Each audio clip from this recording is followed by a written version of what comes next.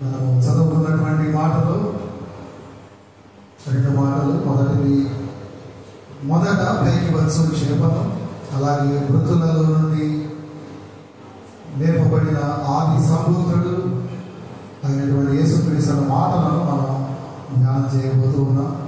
దానికంటే ముందు ఒక చిన్న మాటలు ఉపోద్ఘాతముగా మీకు తెలియజేస్తూ ఈ వాక్య పరిచర్యలో నేను ప్రారంభించడానికి ఆశపడుతూ ఉన్నాను. దయచేసి అందరూ కూడా శ్రద్ధగా ఆసక్తిని కలిగి మీరు ఆటంకపరచకుండా, నన్ను ఆటంకపరచకుండా మాటలు వినవలసినదిగా మనవి చేస్తూ ఉన్నాను. ఒకసారి యేసు ప్రభు అంటే ఇతని వారందరూ కలిసి ఒక చిన్న మీటింగ్ పెట్టుకున్నారు. అయితే వారి ఆబ్జెక్టివ్ అనగా మీటింగ్ యొక్క ఎజెండా ఏంటంటే, ఎందుకు ఈరోజు ప్రపంచంలో ఎంతమంది యేసుక్రీస్తును వెంబడిస్తున్నారు, ఆయన ప్రభావాన్ని మనము ఎలాగైనా తగ్గించాలి అని చెప్పి వారందరూ కూడా ఒక తీర్మానం చేసుకుని అదే వారి ఎజెండాగా కలిగి ఉంటూ ఆ రీతిగా ప్రభువు ప్రభావాన్ని తగ్గించడానికి, యేసుక్రీస్తు ప్రభావాన్ని లోకము మీద తగ్గించడానికి ఏదైనా సలహాలు ఉంటే ఇవ్వండి అని వారిని వారు పురిగొల్పుకున్నారు.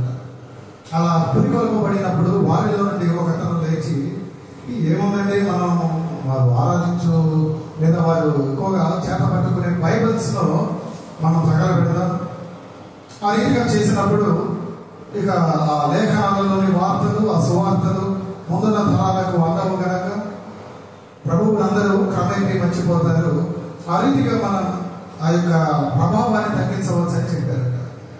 అప్పుడు ఇంకొక ఆయన వారి మధ్యలో నుండి లేచి, అది సాధ్యపడే పని కాదండి, ఎందుకంటే బైబిల్ అనేది కేవలం వారి చేతుల్లోనే లేదు, అది వారి హృదయాలలో కూడా నిక్షిప్తము చేసుకున్న భక్తులు, ఆ భక్తాగ్రేసురుడు ఎందరో ఉన్నారు. వారు అవకాశం ఇస్తే బైబిల్ అంతటినీ కూడా కట్టలా పట్టిన వారే కనుక చక్కగా బైబిల్ అంతటినీ కూడా వారు ఒక అవకాశం ఇవ్వాలి కానీ రాసేయగలరు మళ్ళీ, కనుక అదంత మంచి ఆలోచన కాదు అన్నారు. సరే మరి ఇంకొకరు ఎవరైనా ఇంకొక ఆలోచన ఇవ్వండి, ఇంకొక సలహా ఇవ్వండి అన్నప్పుడు వారిలో ఒకడు లేచి, పోనీ వారి యొక్క మందిరాలను, ఈ యొక్క సంఘాలను మనం దగ్గర పెడితే ఎలా ఉంటుంది? అప్పుడు అన్నారట మన వారిలో నుండి ఒకరు, లేదండి అది కూడా అంత ఉపయోగపడే ఆలోచన కాదు, ఆ సంఘాలు, ఆ మందిరాలన్నీ కూడా వారు కేవలము కూడుకునే ఆరాధన స్థలాలు మాత్రమే, కేవలం అదొక ఫెసిలిటీ మాత్రమే, కనుక ఆ ఆలోచన కూడా మంచిది కాదు. ఎందుకంటే వారే ఒక నడిచే సంఘముగా ఉన్నటువంటి వారు క్రైస్తవులు. ఈ భౌతికమైనటువంటి సంఘాలు వారికి ఉన్నా లేకున్నా పెద్ద ఇబ్బంది ఏమి కలగదు, కనుక అది కూడా అంత మంచి సలహా కాదు. సరే కొన్ని ఇంకొక ఆలోచన ఏదైనా చెప్పండి అన్నప్పుడు అక్కడ వారు చెప్పిన సలహా, కొన్ని సేవకులందరినీ, ఈ కాపరులందరినీ కూడా మనము మట్టు పెట్టేస్తే తేడా జరుగుతున్నట్లుగా. సరే అది కూడా అంత ఆలోచన కాదండి, అంత మంచి ఆలోచనే కాదు, it was very bad idea. ఎందుకంటే మనం అనుకుంటూ ఉన్నాము కేవలం వారి యొక్క కాపరులు, సువార్థికులు మాత్రమే ప్రభువు మాటలు వెల్లడి చేస్తారని. కానీ అవకాశం ఇస్తే ప్రతి విశ్వాసి కూడా ప్రభువు మాటలు వెల్లడి చేయగలరు, కనుక వారిని మొట్టు పెట్టినా కూడా అంత అనుకున్నంత రిజల్ట్ మనకు రాదు. సరే మరి చెప్పండి కదా ఏదో ఒకటి, ఇంకేదైనా సలహాలు ఉంటే. కొన్ని వారిని అనేక రకాలుగా శ్రమలకు గురి చేస్తే ఎలా ఉంటుంది? మరొక వ్యక్తి 4వ సలహా ఇచ్చాడట. దానికి వారి మధ్యలో ఉన్న ఇంకొక వ్యక్తి, అది కూడా ఎంతో ఉపయోగపడదండి, ఎందుకంటే శ్రమలు పడటము, హింసలు పొందటము క్రైస్తవులకు కొత్తేమీ కాదు. ఆ మొదటి శతాబ్దం నుండి ఆ క్రైస్తవులుగా ఉన్నవారు, వారి పితరులు అటువంటి ఎన్నో హింసలను తట్టుకొని నిలబడుతూ ఈనాడు ఈ రీతిగా వారు ప్రబలిపోయారు. కనుక శ్రమలను బట్టి కూడా మనము వారిని లేదా వారి ప్రభువు ప్రభావాన్ని, యేసుక్రీస్తు ప్రభావాన్ని తగ్గించలేము. ఇంకా ఆయన విసుగొచ్చేసి ఫ్రస్ట్రేట్ అయిపోయి కొంత అసహనంతో, కొంత విసుగుతో, మరి ఏదైనా మంచి ఆలోచన ఉంటే చెప్పండి అయ్యా, ఏది చెబుతున్నా కూడా అది పనికిరాని ఆలోచన చెబుతున్నారు, పనికి వచ్చే ఆలోచన లేదా మీ దగ్గర ఉన్నప్పుడు వారిలో ఒక వ్యక్తి లేచి అన్నాడట, ఒక మార్గం అయితే ఉందని నాకు అనిపిస్తున్నది. ఈ కూడి ఉన్న మనలో ఎవరన్నా ఒకరు చనిపోయి తిరిగి 3వ దినమున లేస్తే ఖచ్చితంగా మనం అనుకున్న రిజల్ట్ వారి ప్రభువు పేరు వినబడకుండా మనం చేయొచ్చు అని చెప్పాడట. అప్పుడు ఏమైందో తెలుసా? అప్పటి వరకు ఉత్సాహముగా ఉచితమైన సలహా ఇచ్చిన వారందరూ కూడా మౌనమైపోయి ఒక్కసారిగా ఆ ప్రదేశం అంతా కూడా నిశ్శబ్దముతో నిండిపోయింది. ఎందుకని? ఆ రీతిగా మరణించి తిరిగి లేవటం మన ప్రభువు మన రక్షకుడు అయిన యేసుక్రీస్తు వారికి మాత్రమే సాధ్యపడేది కనుక నమ్మిన వాళ్ళు, సంతోషించిన వారందరూ హల్లెలూయా చెప్పండి. ఇంకొకసారి హల్లెలూయా కదా. నిజమే, ఈ మానవాళి చరిత్రలో మరణమును గెలిచి ఆ మరణమును ప్రింగి లేచినటువంటి ఘనత మన ప్రభు అయిన యేసుక్రీస్తు వారికి మాత్రమే దక్కింది. కొందరు అనవచ్చు, లాజరు గారు కూడా తిరిగి లేచాడు కదండి, ప్రభువు లేపాడు కదా. లేపాడు, దాన్ని రిసరెక్షన్, పునరుద్ధానం అనగానే పునర్జీవము, మరలా జీవింపజేశాడు. ఆ మాటకు వస్తే యాయేలు కుమార్తెను అతని ఇంటిలో జీవింపజేశాడు. మార్గ మధ్యములో పాడెన కొట్టి విధవరాలి కుమారుడిని ఆయన జీవింపజేశాడు. సమాధిలో లాజరుని ఆయన మరలా జీవింపజేశాడు.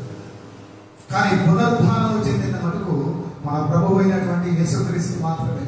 లేఖనాలు చెబుతున్న మాట అదే కదా, మృతులలో నుండి ఆది సంబోధుడిగా లేపబడిన వాడు కదా పునరుద్ధానుడు. వారిది రిససియేషన్, మన ప్రభువుది రిసరెక్షన్. వారు పునర్జీవించారు, మన ప్రభువు పునరుద్ధానుడయ్యాడు. పునర్జీవించిన వారు మరల కొంత కాలానికి మరణమును వారు ఎదుర్కొన్నారు, మరణమునకు తలొగ్గారు. కానీ పునరుద్ధానుడైన ప్రభువు ఆ మరణమునకు ఎదురీది ఆయన ఆరోపణమైపోయాడు. అది చదవబడిన మాటలు మనం చూద్దాం. ఎందుకంటే ఈ యేసు లేకుండా ఈ లోకము లేదండి, యేసు లేకుండా జీవము లేదు, యేసుక్రీస్తు లేకుండా ఏదీ కూడా లేదు కదా. అంటే మన ప్రభువును పునరుద్ధారుడైన యేసును గురించి దేవుడు నాకు ఈ రీతిగా ఈ మాటలాడటకు, ఆయన గురించి వెల్లడి చేయడానికి ఇచ్చిన భాగ్యమును బట్టి, ఆ మాటలు వినడానికి మీకు ఇచ్చిన ఆ గొప్ప ధన్యతను బట్టి కూడా నేను మరి యొక్క వందనాలు చెల్లిస్తూ మన ప్రభువును నేను ఘనపరుస్తూ వాక్య భాగంలోకి సిద్ధపడుతున్నాను. ఒకసారి చూడండి, మత్తయి సువార్త 17వ అధ్యాయములో 27వ వచనములో ఉన్నటువంటి మాట. అక్కడ సందర్భాన్ని బట్టి చూస్తే అక్కడ దేవాలయములో మన ప్రభువు బోధ చేస్తూ ఉన్నాడు. ఆ బోధ చేస్తున్నటువంటి మన ప్రభువును అక్కడ ఉన్నటువంటి అధికారులు వచ్చి, మీ బోధకుడు మీ రబ్బుని పన్ను కట్టగా అరశికలు ఇవ్వడా? ఇస్తాడు. అలా ఇస్తాడు అని చెబుతూ ప్రభువు చేసినటువంటి పని ఏంటంటే, అక్కడ చూడండి, అయినను మనము వారికి అభ్యంతరం కలుగజేయకుండానట్లు నీవు సముద్రమునకు పోయి, అక్కడ మాట ఎంత బాగా రాయబడిందంటే, మన ప్రభువు లేచినటువంటి ఆ సాదృశ్యాన్ని ఆ చిన్న కథలో మనం చూడవచ్చు కదా. ఆ పునరుద్ధానం ఎలా జరిగిందో ఈ మత్తయి సువార్తలో మనం చూడడానికి సిద్ధపడతాం కదా. ఆ షెకెలు మీరు చూసినట్లయితే ఆ 27వ వచనంలో అక్కడ ఒక షెకెలు మనకు కనబడుతుంది కదా. ఆ షెకెల మీద వాస్తవానికి ఏముంటుందని మీ ఆలోచన? ఈనాడు మన షెకెలు లేదా మన కాయిన్స్ మీద ఏముంటుంది? దాని విలువ ఇంకొక పక్క ఏదైనా ఒక గుర్తు కదా. ఆ రీతిగానే ఆ రోజున ఉన్నటువంటి ఆ షెకెల మీద కూడా కైసరు బొమ్మ ఉండేది. ఆనాడు పరిపాలించిన ప్రభువుల ఆ గురుతులు లేదా వారి యొక్క బొమ్మలు కనబడుతూ ఉండేవి. ఆ షెకెల్లో దాని మీద ఉన్నటువంటి ఆ మానవుని చిత్రపటమును అది మనకు సాదృశ్యముగా తీసుకుంటే, ఇప్పుడు ఆ షెకెల్ ఎక్కడ ఉంది? ఎక్కడున్నది? సముద్రపు అడుగు భాగంలో ఉంది కదా. ఆ షెకెల్ నీ కదా నా కదా అనుకుంటే, చూడండి, అది ఉన్నటువంటి ప్రదేశం అది ఎక్కడంటే సముద్రపు అడుగున ఎవరో ఒకరు ఓడ ప్రయాణంలో ఉన్నప్పుడు బహుశా లెక్క పెడుతున్నప్పుడు ఆ షెకెల్ పడిపోయి ఉంటుంది. ఎలా, ఎక్కడ పడిపోయింది అంటే లోతుగా పడిపోయింది, సముద్రపు అగాధములో పడిపోయింది, ఆ పాతాళము అంచున కొద్ది పడిపోయింది. అలా పడిపోయినప్పుడు చూడండి, ఆదాము చేసినటువంటి పాపమునకు మనం అందరము కూడా బహు గొప్ప లోతులో పడిపోయాం కదా, బహు గొప్ప లోతులో. అందుకు ప్రతిగా మనం పొందుకున్నది ఏంటంటే ఆ లోతులకు, ఆ పాపమునకు ప్రతిఫలముగా మరణమును మనము జీతముగా తీసుకుంటున్నాం కదా, మరణమును పొందుకుంటున్నాం. చూడండి, ఒకడు చేసిన తప్పుకు ఆ పాపము అందరినీ పడివేసింది. అదే ఒకడు నీతిమంతుడిగా ఉన్నందుకు అందరూ కూడా మరలా నీతిమంతుడిగా తీర్చబడ్డారు కదా. మొదటి ఆదాము చేసిన తప్పుకు ఆ పాపము అందరినీ కబళించి వేస్తే, ఆ కడపటి ఆదాము వలన ఆ ఒక్కడు నీతిమంతుడిగా ఉండటం వలన అందరూ కూడా నీతిమంతులుగా తీర్చబడ్డారు కదా. ఆ పాపముతో చూడండి, ఆ షెకెలో ఉన్నటువంటి స్థలమును బట్టి చూస్తే అది అగాధములో పడిపోయిందండి కదా, సముద్రపు అగాధములో పడిపోయింది. అంటే దాని అర్థం ఆ కాయిన్, ఆ షెకెల్ తనకు తానుగా పైకి రాలేడు.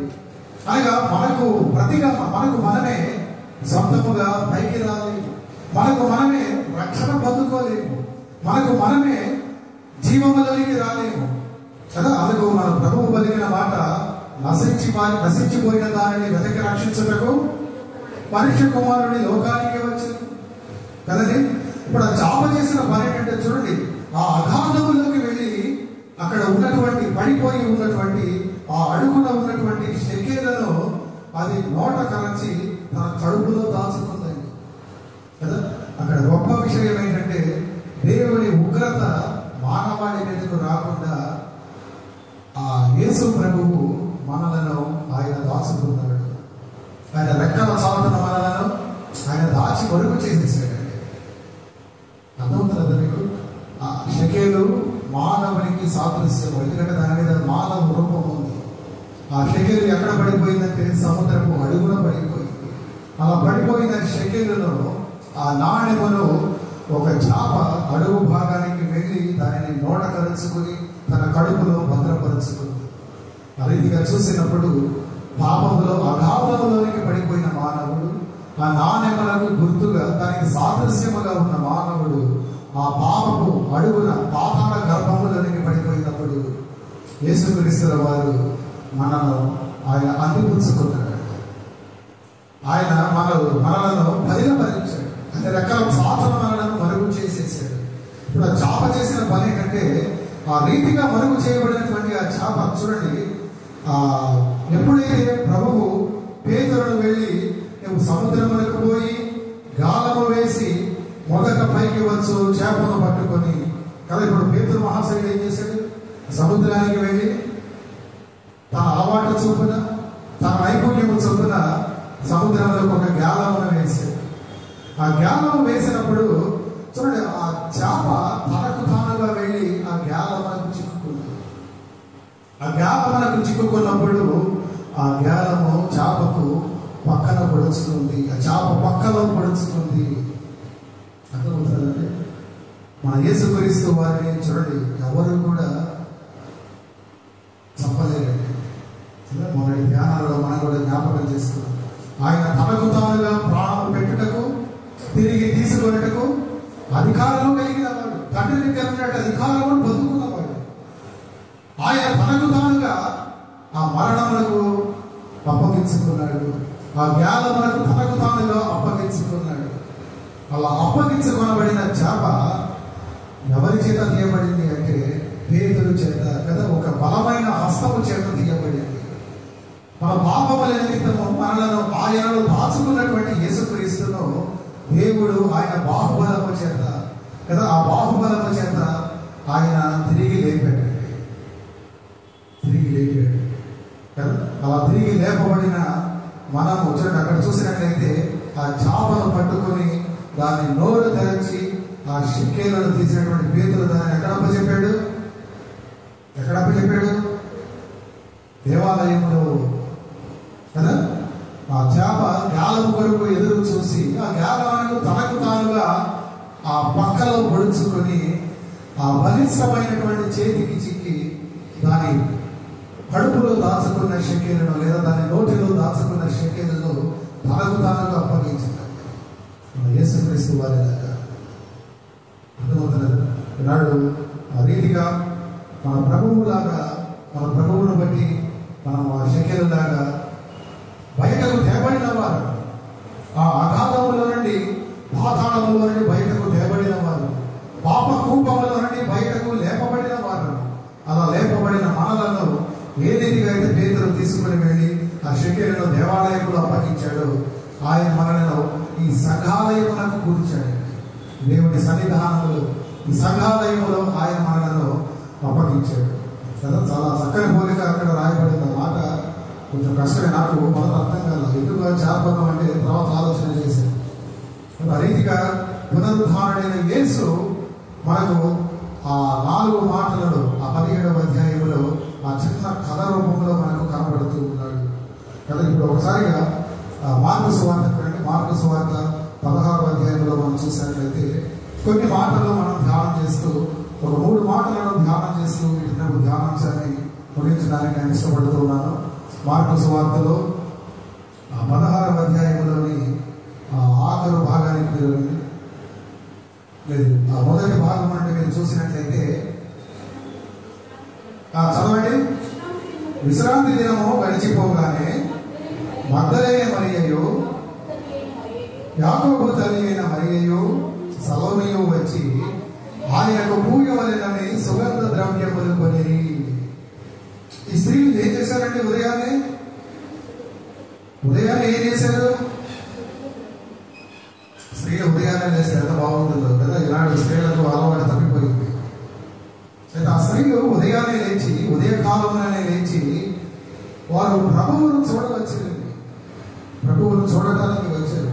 అయితే వారు చూడటానికి వచ్చినది వారికి కనబడలేదు కదా. వారు ఉదయాన్నే లేచారు, కానీ వారు మరచిపోయింది ఏంటంటే అప్పటికి విశ్రాంతి దినము ఏమైంది?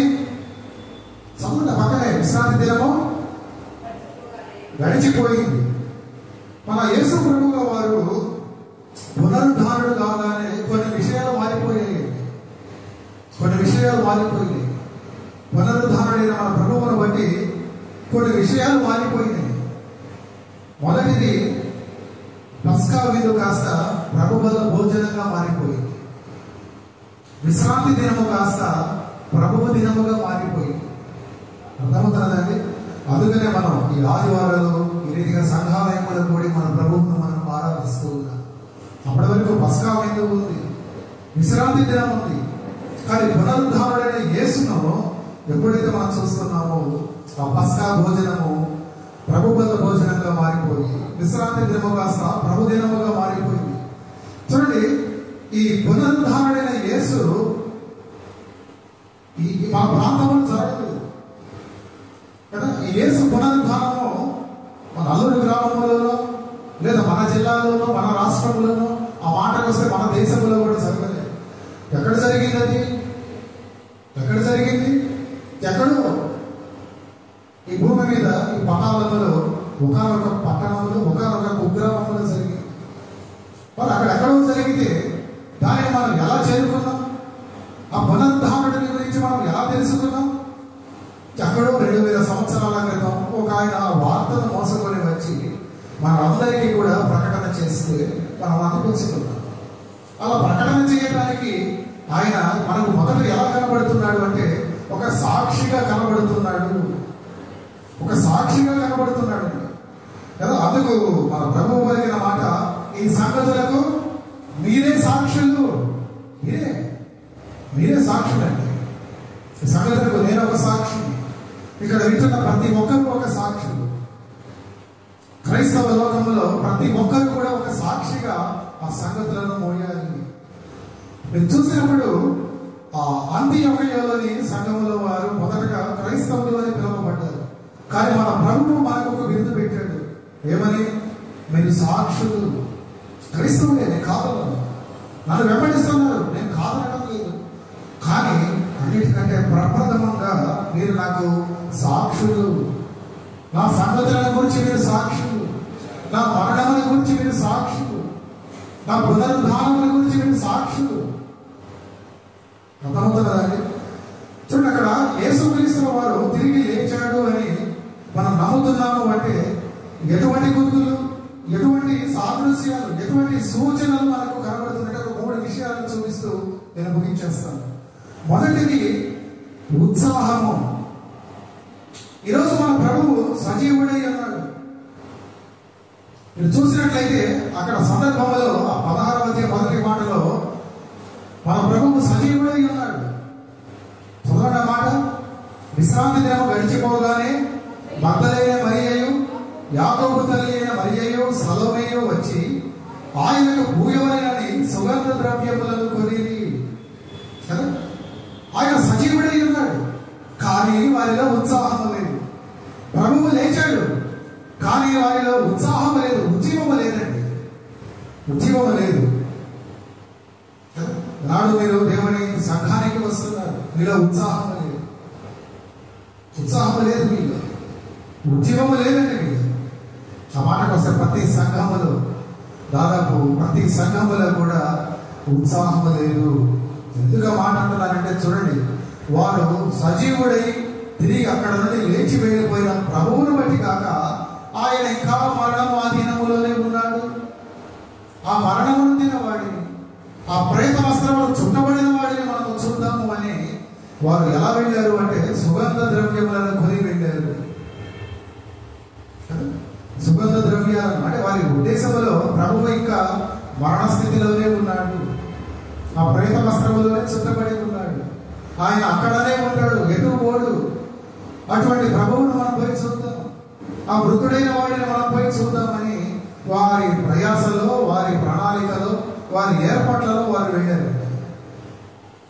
సజీవుడైన యేసును చూద్దామని కాదు, మరణంలోనే ఉండిపోయిన యేసును చూద్దామని. ఈనాడు మీరు కూడా సజీవుడైన దేవుని సంఘాలయానికి వస్తూ ఆ సజీవుడిని మీరు వెతకడంలో, ఆ జీవము నుండి, ఆ మరణం నుండి జీవము నుండి నడిచిన వారిని మీరు వెతకడంలో,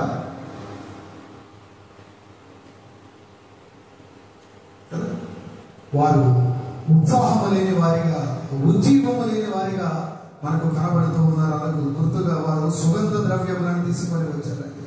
అంటే వారిలో ఇంకా దుఃఖం ఉంది, వారిలో ఇంకా ఓటం ఉంది, వారిలో ఇంకా నిరాశ కనబడుతూ ఉంది, వారిలో ఇంకా ఏం చెయ్యాలో తెలియనటువంటి ఒక గందరగోళం పరిస్థితి మనకు కనబడుతూ ఉంది కదా. సుగంధ ద్రవ్యములతో వారు అనగా ప్రభువును వారు ఆయన తిరిగి లేస్తాడు అని నమ్మలేదు కనుక ఆయన జీవములోకి రాలేడు, మరణస్థితిలోనే ఉంటాడు అన్న ఒక ఉద్దేశంతో ఆయనను చూడటానికి బయలుదేరి వచ్చారండి.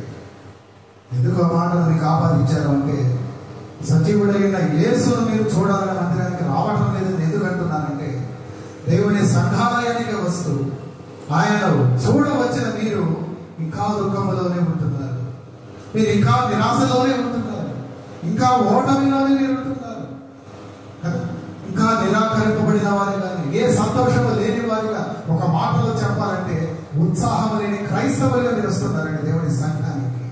ఉజ్జీవము లేని క్రైస్తవులు, ఉజ్జీవము లేని క్రైస్తవులుగా మీరు వస్తున్నారు.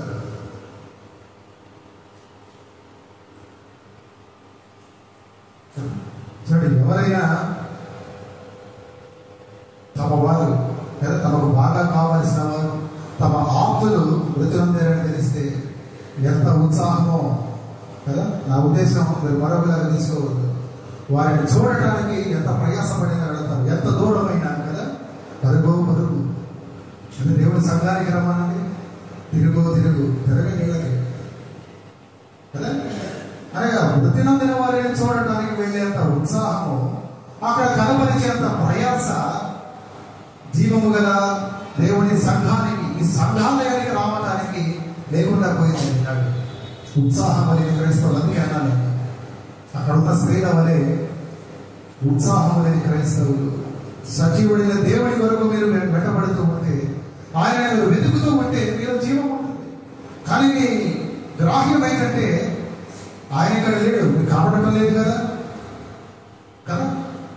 నాడు చాలా మంది గ్రాహ్యం ఉంది, ఆయన భౌతికంగా కనబడితే వారి పరిస్థితి అదే. అక్కడ భౌతికంగా ఆయన కనబడటం లేదు, వారి కనులగా కనబడటం లేదు. కనబడడానికి ముందు వారు ఎటువంటి భావాలలో వెళ్ళారంటే ఆ మృతుడు ఇంకా అక్కడే ఉంటాడు, ఆ కదలకుండా ఆయన అక్కడే ఉంటాడు, ఆయన ఆ వస్త్రములలో చుట్టబడి అక్కడే ఉంటాడు. పోయి ఆయన దర్శించవద్దా?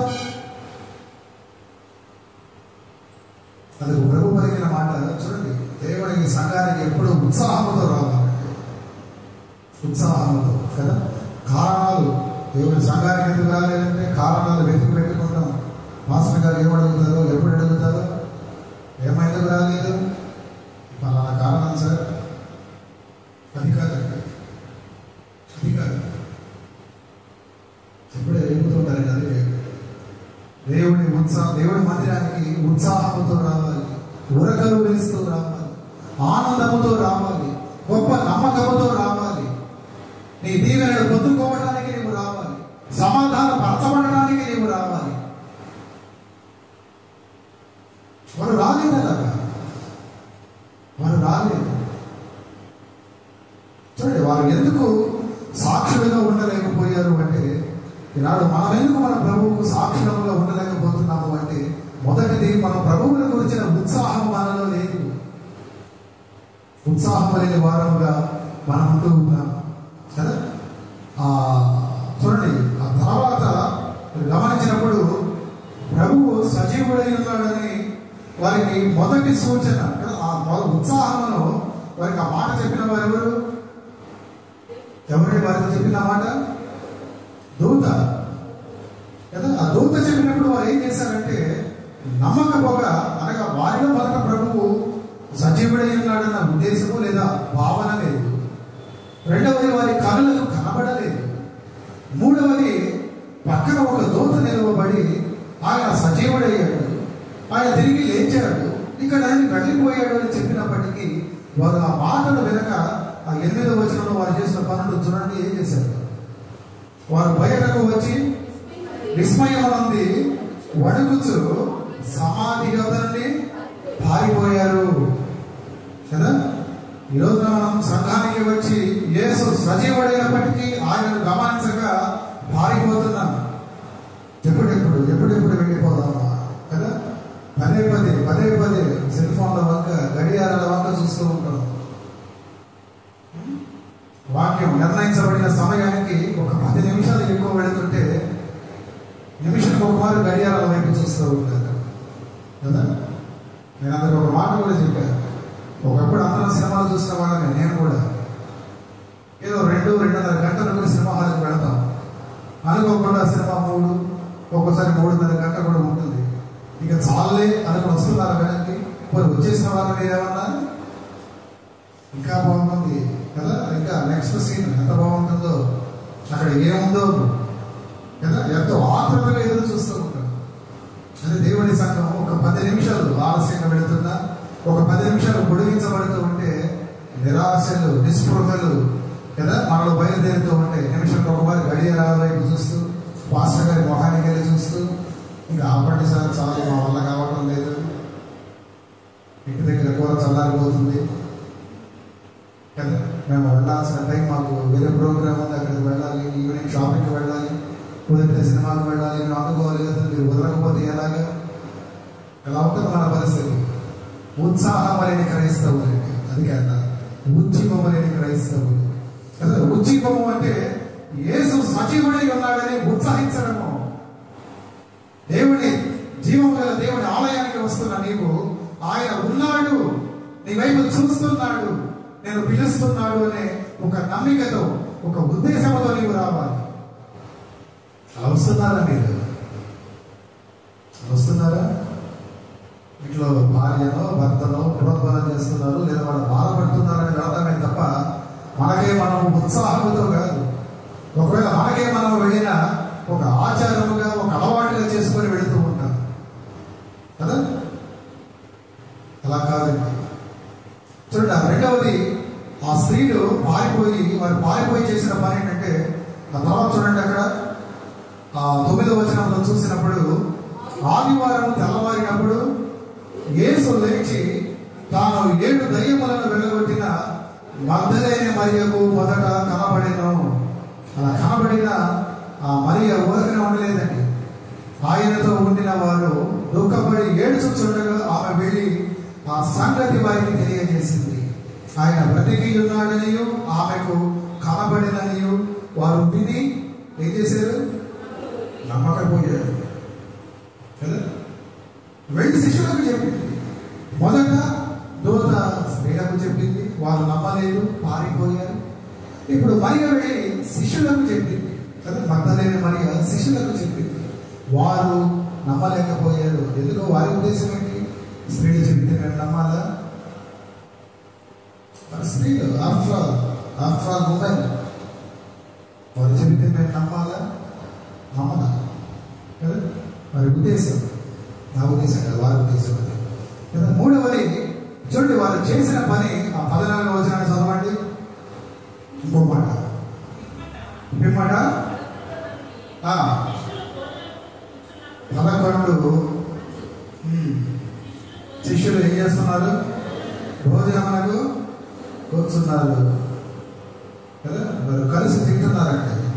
నాకు కలిగిన ఆశ్చర్యం ఏంటంటే అంత దుఃఖంలో కూడా వారు భోజనాన్ని మానలేదు కదా. అప్పటి వరకు వారితో కలిసి ఉండి, వారితో తిరిగి, వారితో పడుకొని, వారితో ఆహారాన్ని భుజించి, వారి మధ్యన ఎన్నో సూచక క్రియలు చేసి, వారి ద్వారా చేయించినటువంటి వారి ప్రభువు, వారి బోధకుడు, వారి స్నేహితుడు కదా, వారి ప్రభువు వారి మధ్యన లేనప్పటికీ వారు దుఃఖములోనే ఉన్నారు. కానీ ఆ దుఃఖములో కూడా వారు భోజనం చేయడం మానలేదు కదా. నాకు అనిపించింది వారు బ్యాప్టిస్ట్ వారే. ఎందుకు? మనకు కూడా ప్రతి కార్యక్రమంలో భోజనం కదా, ఫీజు తప్పకుంటుంది. చూడండి, వారు ఆ రీతిగా మొదటిది దూతలు వచ్చి చెప్పినప్పుడు ఆ స్త్రీలు నమ్మలేదు. ఆ మగ్దలేన మరియ శిష్యులకు చెప్పినప్పుడు వారు నమ్మలేదు, స్త్రీలని చెప్పేసి. మూడవది, నమ్మకపోగా వారి పరిస్థితి ఎట్లా ఉన్నారు? వారు ఎలా ఉన్నారంటే భోజనం అంత గొప్ప దుఃఖములో కూడా భోజనము మానకుండా చేస్తున్నారు.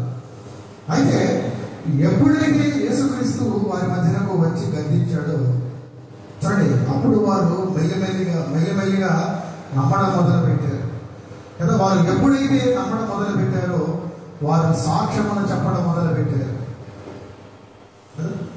చూసారా మాట విన్న తర్వాత 14లో చూడండి, అపనమ్మిక నిమిత్తము, వారి అపనమ్మిక నిమిత్తము, హృదయ కాఠిన్యము నిమిత్తము వారిని గద్దించెను. మరియు మీరు సర్వలోకమునకు వెళ్ళి సర్వ సృష్టికి సువార్తను ప్రకటించండి. ప్రభువు వచ్చి గద్దిస్తేనే కానీ వారి హృదయ కాఠిన్యము వీడలేదండి. ఆ జీవము లేని, ఆ ఉజ్జీవము లేనటువంటి క్రైస్తవులలో ఆ జీవము కలిగిన దేవుడు, సజీవుడైన యేసు వచ్చి గద్దిస్తేనే కానీ వారి హృదయ కాఠిన్యము, బండబారిన వారి హృదయాలు పగలలేదు. అప్పుడు కానీ వారిలో నమ్మకము కుదరలేదు. అలా నమ్మకము కుదిరిన మీదట వారు సాక్షులుగా ఉండటం మొదలు పెట్టారు కదా. ఈరోజు కూడా చూసినట్లయితే ఎంతో మంది భారతదేశానికి మిషనరీస్ అనగా కార్యార్థులుగా వచ్చారు. అంటే ఒక పని కట్టుకొని వచ్చారు కదా. ఏంటి వారి పని అంటే క్రీస్తుకు సాక్షిగా ఉండటమే వారి పని అంటే. వాళ్ళు ఉత్సాహం కలిగిన క్రైస్తవులు, ఉత్సాహం కలిగిన వారే క్రీస్తుకు సాక్షులుగా ఉండగలరు. అక్కడ వారి ఉత్సాహం లేదు, ఆ స్త్రీలలో ఉత్సాహం లేదు, శిష్యులలో ఉత్సాహం లేదు. కాబట్టి వారు మొదట నమ్మలేదు. గమనిస్తున్నారండి? ఉత్సాహం లేని వారిగా ఉన్నటువంటి క్రైస్తవులను మనం చూస్తూ ఉన్నాం, దేవుని బిడ్డలను మనం చూస్తూ ఉన్నాం. సంఘాలయానికి వస్తున్న మనము మరి ఆ రీతిగా ఉత్సాహంతో ఉజ్జీవముతో ఉన్నామా లేదా? ప్రభు మట్టికి దినములలో మీరే నా ఈ సంగతులకు సాక్షులు అంటున్నాడు. నీవు నిజముగా సాక్షులైతే నీవు ఉత్సాహముగా ఉండాలి. నీ ప్రభువు తిరిగి లేచాడన్న నమ్మికతో నీవు ఉండాలి. తిరిగి లేచిన వాడు, మరణమునే గెలిచిన వాడికి నీకున్న సమస్యలు కలవడం పెద్ద సమస్య కాదని నువ్వు ఎరగాలి. కానీ దేవుని సంఘానికి వస్తూ కూడా ఇంకా నీ సమస్యలను మోసుకుంటూ, ఇంకా నీ దుఃఖమును మోసుకుంటూ, ఇంకా నీ యొక్క నిరుత్సాహమును మోసుకుంటూ నువ్వు దేవుడి సంఘములో చేరి ఆ సజీవుడైన దేవుడిని నీవు అవమానిస్తున్నావు. ఆ స్త్రీలకు మనకు పెద్ద వ్యత్యాసం లేదు, పెద్ద వ్యత్యాసం లేదు.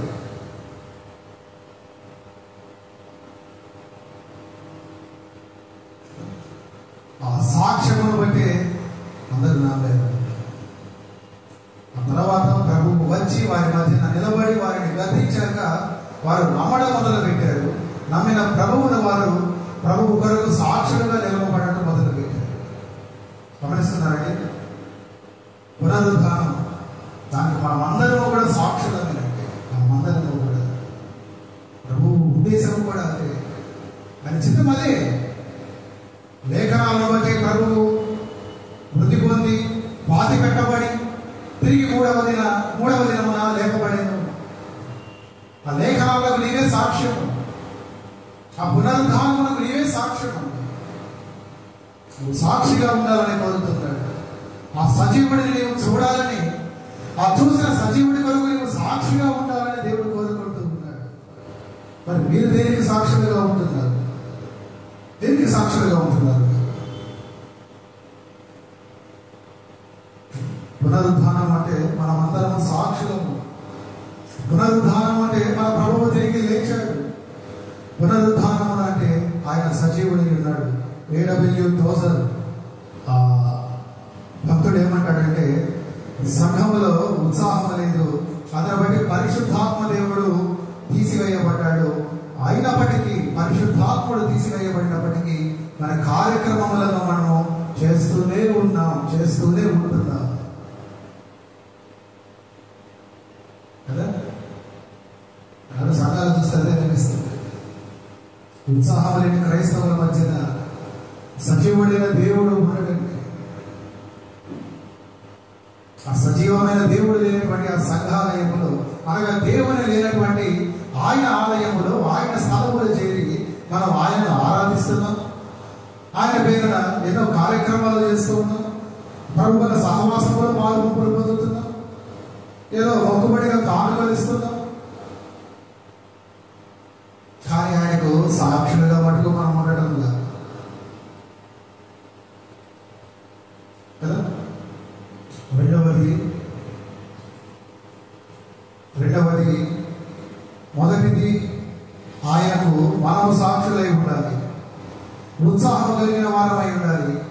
అలాగే రెండవది ఆయన వాక్యము, ప్రభువే కాదండి, యేసుక్రీస్తు మాత్రమే కాదు సజీవుడు, ఆయన వాక్యము కూడా సజీవమైనదే. ఆయన వాక్యము కూడా, అందుకు హెబ్రీయులకు రాసిన పత్రిక 4వ అధ్యాయంలో రాయబడిన మాట, ఆయన వాక్యము బలము గలది, సజీవమైనది కదా. చాలు, ఆయన వాక్యము బలము కలిగినది, సజీవము గలది. యేసు తిరిగి లేచాడు కనుకనే ఆ వాక్యము సజీవమైనదండి. ఎందుకు? ఆయన వాక్యమే ప్రభువు కనుక, ప్రభువు ఎప్పుడైతే తిరిగి లేచాడో ఆయన వాక్యము కూడా సజీవమైంది. ఆయన వాక్యము కూడా సజీవమైంది కదా. చూడండి, మన ప్రభువు లేచాక ఆయన మొట్టమొదటిగా చేసిన పని ఏంటంటే ఆయన లేఖనాలను తెరిచాడు. ఈ మార్కు సువార్తలు కాదు కానీ లూకా సువార్తలు మీరు చూడొచ్చు. ప్రభువు పునరుద్ధానుడై తిరిగి లేచిన తర్వాత ఆయన చేసిన మొదటి పని శిష్యులను గద్దించి, మీరు నా కొరకు సాక్షులుగా ఉండండి అని చెప్పి ఆయన వారిని దీవించి పంపించగా లేఖనాలు తెరిచాడు. ఆది కాండం మొదలు మలాకి గ్రంథం వరకు వారికి ఒకసారి జ్ఞాపకం చేశాడు కదా. ఆయన చేసిన మొదటి పని, రండి మనమందరం బైబిల్ స్టడీ చేద్దాం. ఆది కాండం నుండి మలాకి వరకు ఒకసారి బైబిల్ స్టడీ చేద్దాం. నేను మీకు బ్రీఫ్గా ఒకసారి జ్ఞాపకం చేస్తున్నాను. ఆ లేఖనాలు ఏం చెబుతున్నాయి, ఆ లేఖనాలు ఒకసారి మీరు జ్ఞాపకం చేసుకోండి. ఈరోజు మనం ఎందుకు సాక్షులుగా ఉండలేకపోతున్నామంటే, మొదటిది సజీవుడైన యేసును మనం చూడలేక, కారణం మనలో ఉత్సాహం లేదు కనుక, ఉద్యమం లేదు కనుక. రెండవది సజీవమైన ఆయన వాక్యమును మనము చదవట్లేదు కనుక. ఎంతమంది దేవుడి వాక్యాన్ని చదువుతున్నారు ప్రతిరోజు? ఎంతమంది? దేవుదామా వద్దా అని అనుమానం కదా. అలా కాదండి, దేవుడి వాక్యము జీవము కలిగినది. ప్రభువు ఎప్పుడైతే తిరిగి లేచాడో ఆ వాక్యము తిరిగి సజీవమైంది. వాక్యము తిరిగి లేచింది. ఆ వాక్యమును మీరు ప్రతిదినము చదవాలి, వినాలి, కంటతో చేయాలి, నెమరు వేయాలి దేవుడి వాక్యాన్ని. అనగా ప్రభువును మీరు ప్రతి దినము మీరు జ్ఞాపకం చేసుకోవాలి. ఆయనకు సాక్షులుగా ఉండాలి అంటే, ఎవరైతే ప్రభువుకు సాక్షులుగా ఉండాలని కోరుకుంటున్నారో ఆయన మొదట సజీవుడై ఉన్నాడని నమ్మాలి. రెండవది ఆయన లేఖనాలను చదవాలి. ఆ మాట కాదు, ప్రభువే చేయించాడు పని. శిష్యులను గద్దించాడు, వారిలో నమ్మకాన్ని కలుగజేశాడు, సాక్షులుగా ఉండమన్నాడు. కానీ అలా ఉండటానికి మీరు వెళ్ళండి అని చెప్పడానికి ముందు ఆయన లేఖనాలను వారికి ఒకసారి జ్ఞాపకం చేశాడు. ఇక్కడ మనం దేనికి ప్రాధాన్యత ఇస్తూ ఉన్నాం? దేవుడి వాక్యానికి నా పన్నిటికి ప్రాధాన్యత ఇస్తున్నాం కదా. ఉదయం లేవగానే కొంతమందికి పేపర్ చదివేవాడు. ఒకప్పుడు ఉందేమో నీకు, ఇప్పుడు మానేసేవి. దేవుడి లేఖనాలను చదువు ముందు. ఆ ఆత్మీయ ఆహారాన్ని భుజించు. నీకు భుజించే బ్రేక్ఫాస్ట్ కంటే ముందు వాక్యానికి ప్రాధాన్యత ఇవ్వడం లేదు. క్రైస్తవులు మన సాక్షులు అని చెబుతున్నారు. దేవుడి వాక్యానికి తప్ప ప్రవచనాలకు, దర్శనాలకు, భాషలకు ప్రాధాన్యత ఇస్తున్నారు. దేవుడి వాక్యానికి లేదు. వాక్యం కరువైపోతున్నది. సజీవుడైన యేసు మొదట చేయించిన పని వారిలో నమ్మికను కలుగచేసి నేను తిరిగి లేచాను. మీరు నమ్మాలి. మీరు నమ్మాలి అంటే ఒక్కసారి లేఖనాలని జ్ఞాపకం చేసుకోండి. చదవండి లేఖనాలు. మన బైబిల్ స్టడీ చేద్దాం. చూడండి, మీరు జ్ఞాపకం చేసుకుంటారు మళ్ళీ.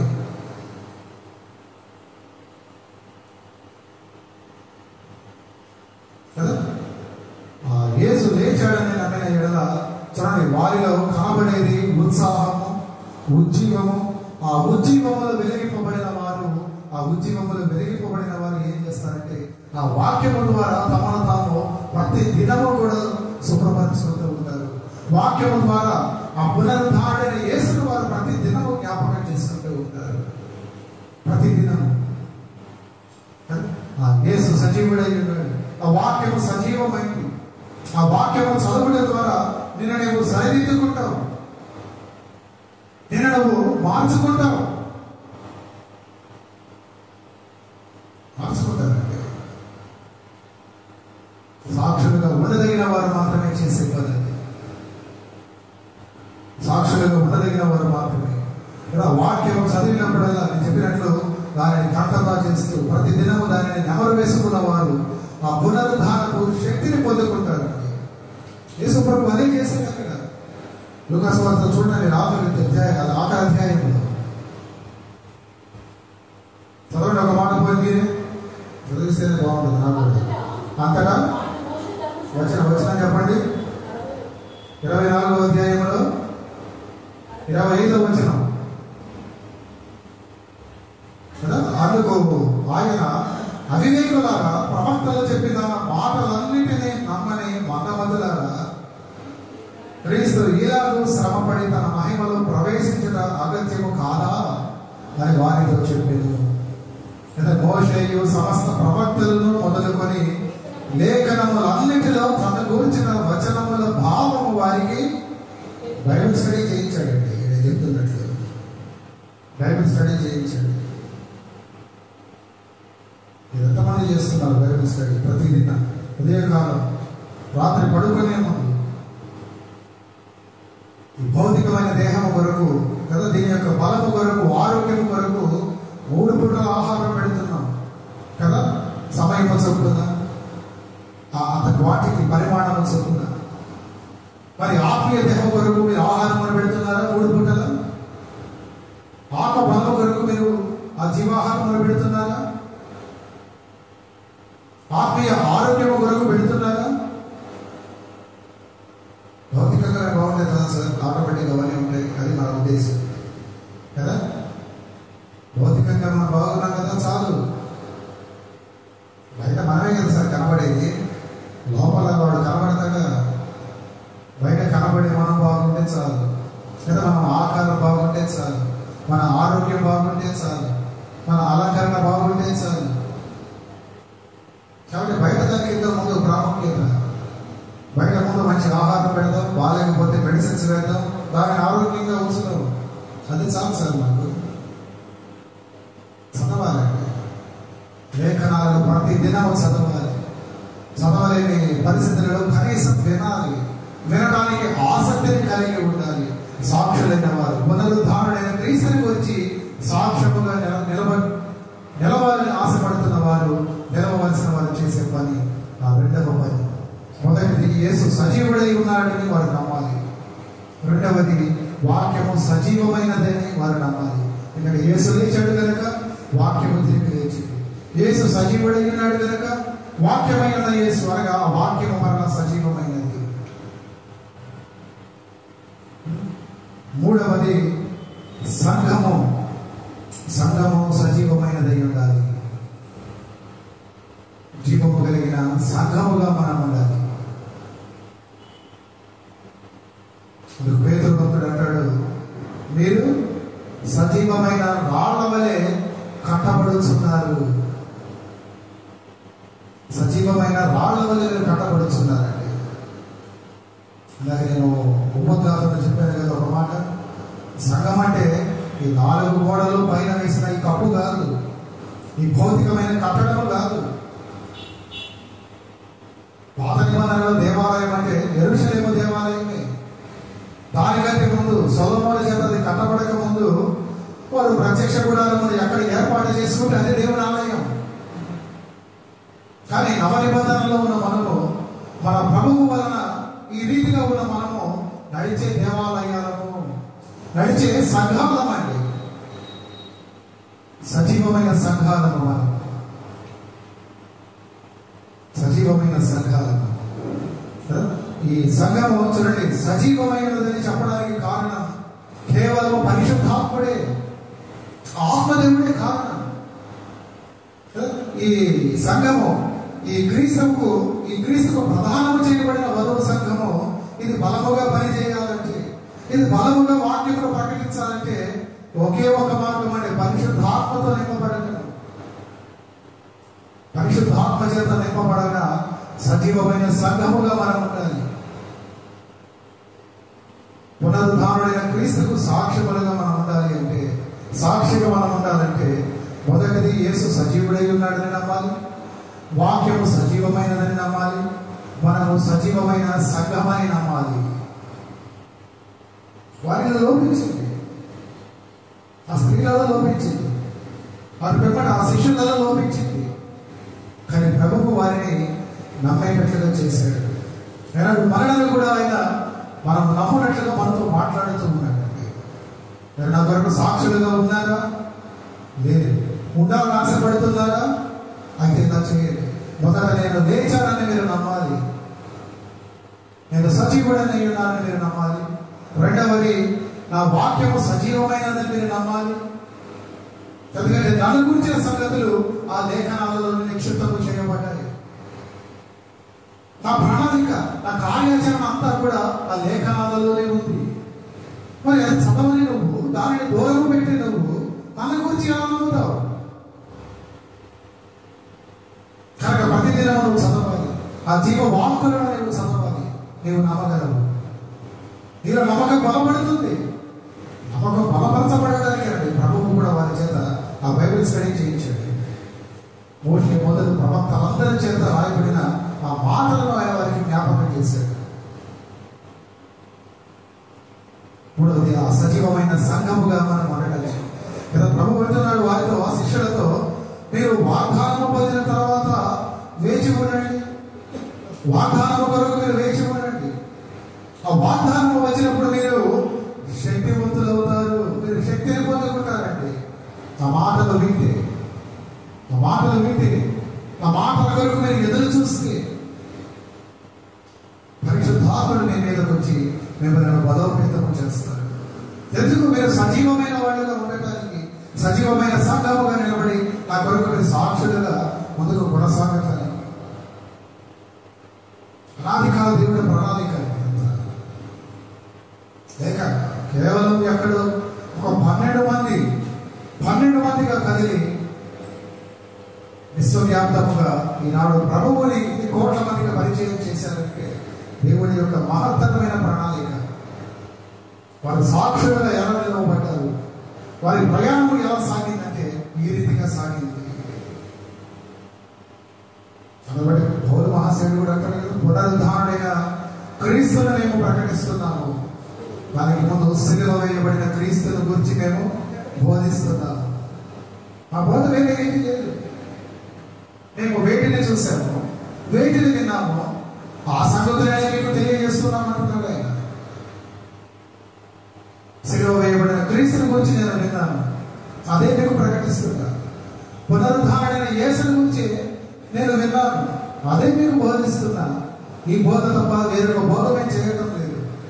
ఈ బోధ తప్ప అన్య బోధనను మీరు నమ్మవద్దు.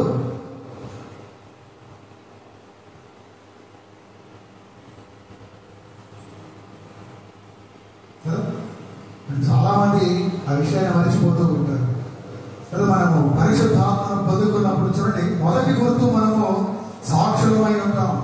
ఆత్మఫలం ఫలించినప్పుడు దేనికి? సాక్షిగానే ఉండటానికి. నీవు ప్రభువులో ఉన్నామని, నీవు పరిశుద్ధాత్మ చేత నింపబడిన వాడమని, నడిపించబడుతున్న వాడమని దానికి సాక్ష్యము నీవు ఆత్మలో వర్ధిల్లడమే, ఆత్మఫలమును కలిగి ఉండటమే. అదే నీ సాక్ష్యము. అది పరిశుద్ధాత్మ వలన మాత్రమే కలుగునది, సజీవమైన వాళ్ళలో మాత్రమే కలుగునది, జీవం గల సంఘములో మాత్రమే కలుగునది. నాడు నువ్వు ప్రార్థన చేసేటప్పుడు నాకు శక్తిని దయచేయము ప్రభువా అని అడుగుతున్నావు. దేనికి? ఆయనకు సాక్షిగా ఉండడానికి అడగాలి. మనమంతా మనం గడిచిన వారంలో కూడా ధ్యానం చేశాం కదా. ఈ గడిచిన వారం కాదు కానీ లైఫ్లో ప్రార్థన చేయకుండా, ప్రార్థనా జీవితం లేకుండా చాలా మంది సువార్తకు వెళుతుంటారు. వారి సువార్త ఫలిస్తుందా? ఫలించదు కదా.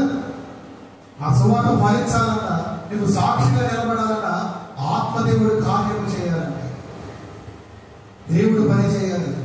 అది నీ బలము వలన, నీ సామర్థ్యం వలన జరిగేది కాదు. అది ఆత్మ కార్యము మాత్రమే. దేవుడు వెలుగు కమ్మని పలుకగా వెలుగు కలిగిన, చీకటి నుండి వెలుగు వేరుపరచబడిన, చీకటిలో బ్రతుకులను నువ్వు వెలిగింప చేయాలంటే దేవుడు పలకాలి. దేవుడు పలకాలంటే నువ్వు ప్రార్థించాలి. నువ్వు ప్రార్థిస్తే ఆయన పలుకుతాడు. ఆయన పలికితే కార్యము జరుగుతుంది. చీకట్లో ఉన్న వారు వెలుగులోకి వస్తారు. నువ్వు వారి వరకు సాక్షిగానే ఉండగలవు. ఆ విషయాన్ని మర్చిపోతున్నాం కదా. చాలా మంది ఈరోజు వారి సాక్ష్యాలు చెబుతుంటారు. నేను నా సాక్ష్యం, మీరు మీ సాక్ష్యం చెప్పద్దని నేను అనుకుంటున్నాను. కానీ ప్రభువు కొరకు, ప్రభువు సాక్ష్యమును మనం వెల్లడి చేయాలండి. ఆయన సాక్ష్యమును మనం మరవకూడదు. మన సాక్ష్యం ఓకే, కానీ మనకంటే గొప్పది మన ప్రభువు సాక్ష్యం. లేఖనముల ప్రకారం ఆయన మృతి పొందాడు, పాతి పెట్టబడ్డాడు, 3 దినముల తర్వాత తిరిగి లేపబడ్డాడు. ఆ సంగతులను మనము మరొక సాక్ష్యముగా ఉండాలి. అలా ఉండాలి అంటే ఆ 3 విషయాలను మనము నమ్మాలి. యేసు తిరిగి లేపబడిను, ఆయన తిరిగి సజీవుడయ్యను అని నీవు నమ్మాలి. వాక్యము సజీవమైనదని నీవు నమ్మాలి. సజీవమైన సంఘముగా నీవు ఉండాలి. సజీవమైన సంఘముగా అలా ఉన్నప్పుడు చూడండి, ఆఖరి మాట చూపించిన ముగించేస్తాను. 16వ అధ్యాయం 20వ వచనంలో రాయబడి ఉన్న మాట, మార్కు సువార్త 16వ అధ్యాయం 20వ వచనంలో రాయబడి ఉన్న మాట, అక్కడ వాక్యము స్థిరపరచబడెను. ఏముందండి? ప్రకటించి సహకారుడై ఉండి వచ్చిన సూచక క్రియల వలన వాక్యమును స్థిరపరచుచుండెను కదా. ఎప్పుడు? వారు వెళ్ళి సాక్ష్యమును వెల్లడి చేస్తున్నప్పుడు, వారే ఒక సాక్ష్యముగా ప్రభువు కొరకు నిలబడినప్పుడు. ఇప్పుడు వాక్యం స్థిరపరచబడిన అంటే దాని అర్థం వాక్యం అవ్వదు, యేసు ప్రభువే. నువ్వు సాక్షిగా ఉంటే ఆయన స్థిరపరుస్తాడండి. అక్కడ స్థిరపడిపోతాడు, వారి బ్రతుకులు మారుస్తాడు. ఎందుకు కొందరి సాక్ష్యాన్ని బ్రతుకులు మారుస్తాయి అంటే ఆత్మదేవుడి కార్యం అది. ఆత్మదేవుడు ఆయన పనిచేయలేక వారి ప్రార్థన, వారి బైబిల్ స్టడీ, పునరుద్ధారణైన యేసు పట్ల వారికి ఉన్న నమ్మకము, వారి విశ్వాసము, వారు చూడగలుగుతున్నారు సజీవుడిని. అవి నీలో నాలో లోపిస్తున్నాయేమో. అధికమైన జీవితాలలో మన సాక్ష్యములు పనిచేయటం లేదు. ఎవరిని ప్రభావితం చేయడం లేదు. అందుకే ఎవరు స్థిరపరచబడటం లేదు. ఎవరి జీవితాలలో కూడా ప్రభువు స్థిరపడటం లేదు. ఆలోచన చేయండి. ఎవరో ఒకరికి మీరు సువార్త చెప్పే ఉంటారు కదా, ప్రభువుని గురించిన మాటలు. మరి వారు ప్రభువుని అంగీకరించారా? వారు రక్షణలోకి నడిపించబడ్డారా?